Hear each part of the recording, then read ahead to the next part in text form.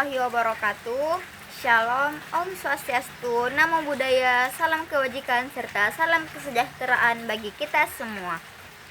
Selamat pagi, selamat siang, selamat sore, dan selamat malam para laushe dan teman-teman yang sempat nonton video ini. Perkenalkan, saya Marsha Hanita Syam dari Prodi Pendidikan Bahasa Mandarin dengan NIM 25050750116 akan menjelaskan tentang unsur-unsur pendidikan dalam mata kuliah pengantar pendidikan.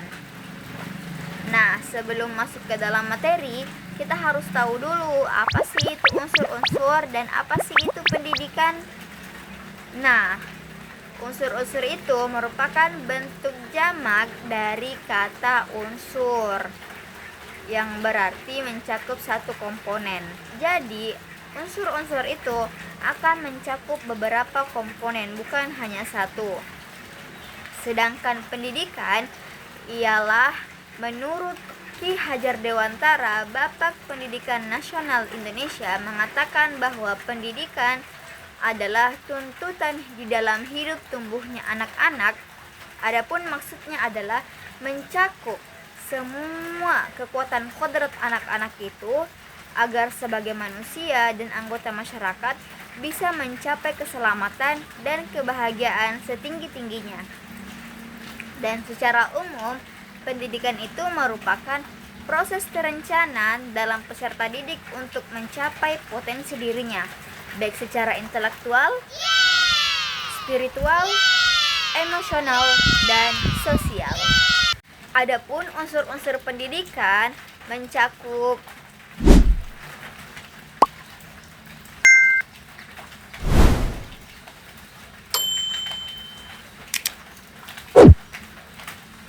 mereka inilah merupakan unsur-unsur pendidikan. Pertama adalah pendidik. Pendidik ini adalah seseorang yang berperan membimbing, mengajar, membentuk peserta didik agar dapat berkembang dalam aspek pengetahuan, karakter, serta keterampilan.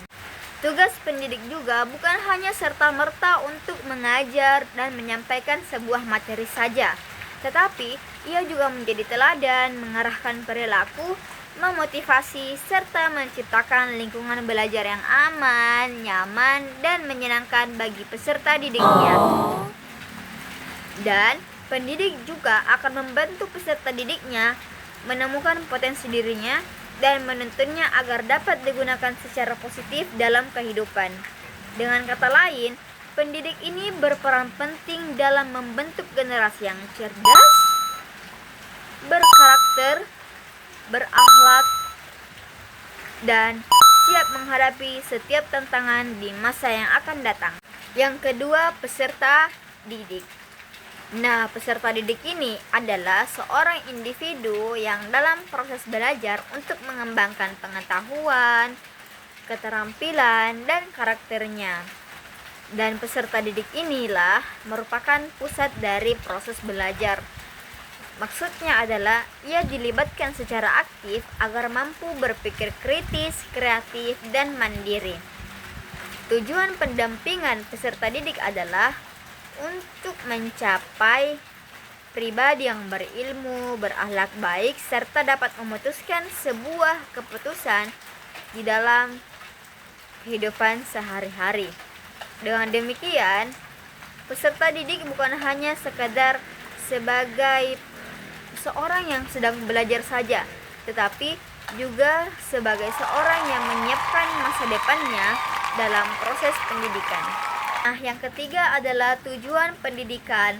Tujuan pendidikan adalah membantu seseorang berkembang secara menyeluruh, baik secara pengetahuan, keterampilan, maupun karakternya. Tetapi, tujuan pendidikan bukan hanya tentang individu itu saja, melainkan untuk menjadi pula generasi yang mampu berkontribusi bagi bangsa, lingkungan nyata, dan lingkungan kehidupannya. Dengan kata lain, tujuan pendidikan membimbing seseorang agar mampu menjadi pribadi yang berilmu, berkarakter, berakhlak baik, serta dapat menghadapi tantangan kehidupan di masa kini maupun di masa depan. Selanjutnya, materi pendidikan. Materi pendidikan ini merupakan isi dari pelajaran yang diberikan kepada peserta didik untuk membantu peserta didik tersebut mencapai tujuan belajarnya. Dan isi dari materi pendidikan tersebut bisa mencakup pengetahuan, keterampilan praktis maupun nilai-nilai sosial. Dan pemberian materi pendidikan ini harus sesuai dengan usia, kebutuhan peserta didik, serta relevan dalam perkembangan zaman agar mudah dipahami dan diterapkan dalam kehidupan nyata. Dengan materi yang tepat, seorang peserta didik akan belajar secara efektif dan berkembang secara menyeluruh. Selanjutnya, interaksi edukatif. Interaksi edukatif ini merupakan hubungan timbal balik antara si pendidik dengan si peserta didik dalam proses belajar untuk mencapai pemahaman, perubahan sikap, dan penguasaan keterampilan. Dalam interaksi ini, pendidik itu bukan hanya tentang memberikan materi semata, tetapi juga membimbing, memberi motivasi, serta memberikan umpan balik. Dan peserta didik dalam interaksi ini merespons melalui bertanya, aktif, ataupun memahami materi tersebut. Dengan interaksi edukatif yang baik akan menciptakan suasana belajar yang aman, nyaman, dan saling menghargai, sehingga proses pendidikan itu akan lebih efektif dan bermakna. Selanjutnya, metode pengajaran, yang dimana metode ini merupakan cara ataupun strategi yang digunakan oleh pendidik untuk menyampaikan materinya kepada peserta didik agar proses belajar lebih mudah dipahami dan efektif. Metode pengajaran dapat berupa diskusi, tanya jawab, demonstrasi, proyek, dan yang lain-lain. Kemudian, metode pengajaran juga itu harus disesuaikan dengan apa yang kita ajarkan dan apa tujuan pembelajaran yang kita ajarkan. Dengan metode yang baik, dengan metode pengajaran yang sempurna ataupun terencana, seorang peserta didik akan menjadi seorang yang mampu aktif dalam proses belajar mengajar dan dapat memahami setiap pelajaran yang ada. Terakhir adalah lingkungan pendidikan. Lingkungan pendidikan ini merupakan segala tempat maupun kondisi belajar yang dialami oleh peserta didik, baik secara langsung maupun tidak langsung.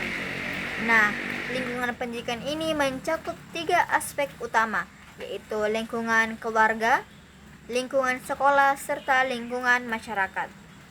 Dan mari kita bahas apa sih keunggulan dari ketiga lingkungan belajar tersebut. Pertama, lingkungan keluarga. Nah, di lingkungan keluarga inilah kita pertama kali mendapat ilmu ya teman-teman, walaupun itu hanya ilmu dasar yang diberikan oleh keluarga kita. Dalam keluarga, nilai-nilai seperti kesopanan, disiplin, bertanggung jawab dalam kehidupan sehari-hari merupakan juga sebuah ilmu teman-teman. Dan peran kedua orang tua ataupun peran keluarga dalam lingkungan ini yaitu memberikan dukungan, menjadi teladan, serta menciptakan lokasi belajar yang aman dan penuh kasih. Sehingga peserta didik yang memiliki lingkungan yang efektif dan nyaman di dalam lingkungan keluarga tersebut akan siap menghadapi setiap pelajaran yang ada di lingkungan lainnya. Nah, yang kedua adalah lingkungan sekolah. Di lingkungan sekolah inilah kita akan belajar secara terstruktur dan terarah melalui bimbingan pendidik. Di sekolah, kita akan mendapatkan pengetahuan, keterampilan, serta nilai-nilai yang akan membantu kita dalam berkembang. Dan lingkungan sekolah itu akan menyediakan peraturan-peraturan, visi dan misi, fasilitas sekolah, dan akan menciptakan kegiatan-kegiatan untuk melatih kedisiplinan seperti bekerja sama dan berinteraksi dengan teman sebaya.